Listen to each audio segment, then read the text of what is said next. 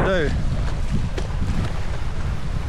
We have the rising sun and it's got a wing keel on the bottom, and we're coming into Wathumba Creek at Fraser Island.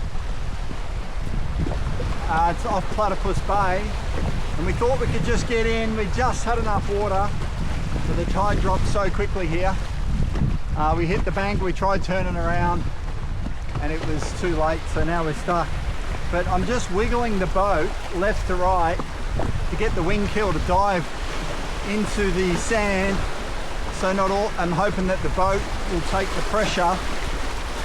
So as I'm wiggling that in, the pressure of the sand can go up onto the side. And once the tide's out, I might build a little bit of sand up either side of it. And to stop that pressure. So we've got 6 hours here, or more actually. The tide's not going down till 3 o'clock.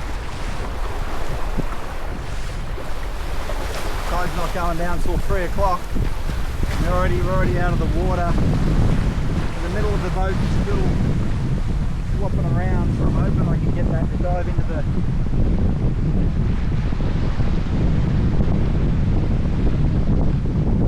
further into the ground. Yeah, even that dropping a bit.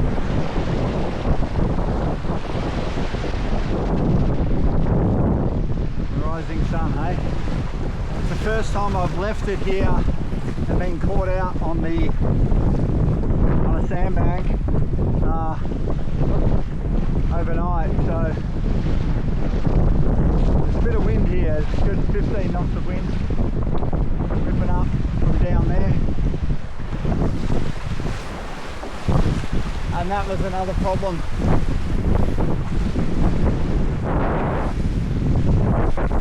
I was trying to hold the camera at the same time. I've got the halyard now. I'm just going to give it a wiggle from left to right.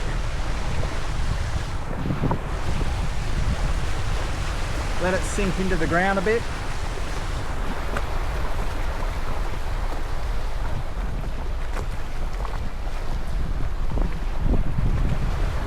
Or it might want to drop off onto the side. I'm hoping that it doesn't want to bend the keel, although the keel's right up. You can see the keel hanging out of the ground there.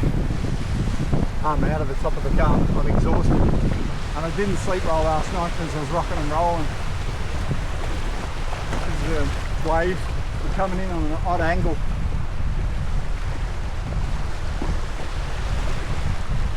This has got a 400 kilogram wing keel. So it's basically a big bulb, but it's in the shape of a wing. It sits on the bottom of a big rudder or keel. The keel doesn't weigh much, but on the bottom of the keel is a big bulb, and it's a big flat one. And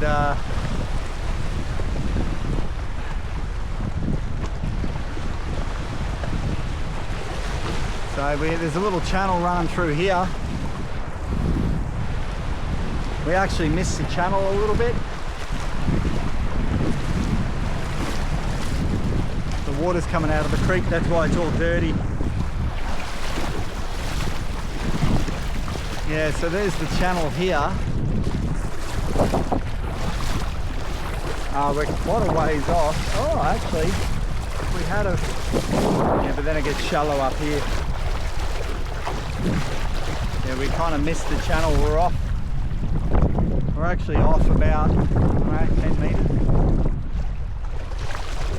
And I reckon we would have made it in on this channel. I only need knee deep to get in.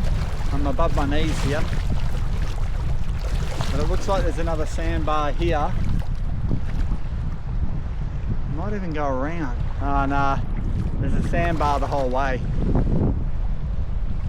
I'll check that out. It looks like got to get this high tide. The high tide's 1.7 meters taller than this, so basically on high tide I can come in pretty much anywhere through here and get in there. But I can see the channel here. There's another one over there. See some darkness? There's a stick over there. I think that stick in the water is actually a channel marker that someone put in. I'm going to go and search for the channel properly once the rising sun's in the water. As you can see here, the boat's been dried out fully, and I didn't mention that the actual keel comes under the boat about 400 millimeters, and the whole point of wriggling the boat is just like a stingray goes into the water, into the sand. So was my hope for the keel to go in, and it worked perfectly. There was no damage to the rudder, keel, the bulb or any part of the boat, and I sailed out successfully about 6 hours later and anchored in the deep water.